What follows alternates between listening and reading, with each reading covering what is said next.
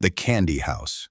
Once upon a time, once upon a time, beyond the edge of a small village, there was a forest people called the Whispering Woods. At night, the trees rustled even when there was no wind, as if they were sharing secrets. And when the breeze passed through, it carried a faint sweetness, like sugar, honey, and something freshly baked. At the edge of this forest lived two children, a brother and a sister.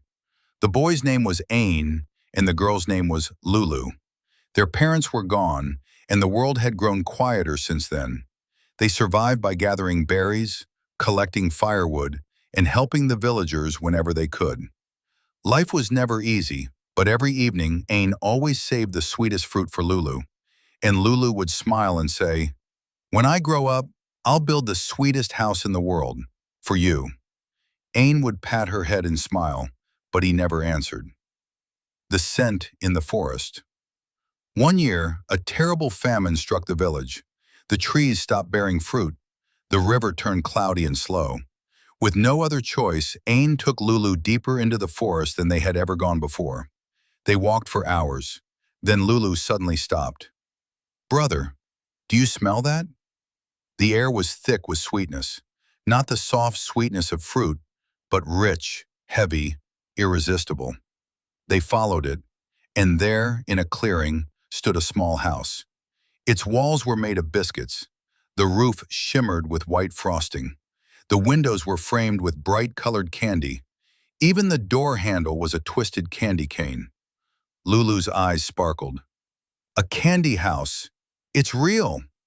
Just then the door slowly opened. The old woman. An old woman stepped outside, bent with age, smiling kindly. "Poor children," she said. "You must be hungry. Come inside." The house was warm. The table was filled with cakes, sweets, and steaming soup. Lulu ate eagerly, her face glowing with happiness. Ain ate too, but slowly, because something felt wrong. In the candlelight, the old woman's eyes glimmered unnaturally bright. That night, Lulu fell into a deep, peaceful sleep, but Ain could not sleep at all. Near midnight, he heard a faint voice drifting up from beneath the floor. "Just a little more sweetness, just one more wish." The secret beneath the house. The next day, the old woman treated Lulu with endless kindness, feeding her sweets, brushing her hair, praising her smile. Ain, however, was sent outside to chop wood and carry water. When no one was watching, Ain crept into the basement. There, hidden among jars of sugar and melted candy, he found an old, cracked book. Inside, it told the truth. The candy house was not made of sugar. It was made of children's unfulfilled wishes. The old woman fed on them. When a child drowned in sweetness and forgot what they truly wished for, she could steal that wish and turn it into candy, brick by brick.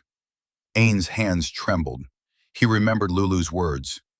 "I'll build the sweetest house in the world, for you." He looked upstairs, and he realized Lulu's wish was disappearing. The choice. That night, Ain shook Lulu awake. "Lulu, we have to leave." Lulu frowned, her eyes unfocused. "But it's warm here. It's sweet. I don't want to be hungry anymore." The old woman appeared in the doorway. This time her smile was sharp. "Stay, little one. Forget that old wish. Forget the pain." Ain pulled Lulu into his arms and shouted, for the first time in his life, "That wish isn't a burden. It's what makes you you." He grabbed the old book and threw it into the fire. The house falls apart. The flames roared. The walls began to melt. Candy cracked and collapsed. Frosting dripped like rain. The old woman screamed as her body crumbled into sugar and ash. The house shook violently. Ain carried Lulu and ran. They burst out of the forest just as the sun rose. Behind them, the candy house collapsed into nothing more than ordinary dirt. The sweetness vanished. The real sweetness. Lulu clung to Ain and cried, "I almost forgot you. I'm sorry." Ain smiled, his eyes wet. "It's okay. You remembered in the end." Years later, they built a small house together, not made of candy, but strong. Flowers bloomed by the window, and whenever the wind passed through, there was just a hint of sweetness in the air.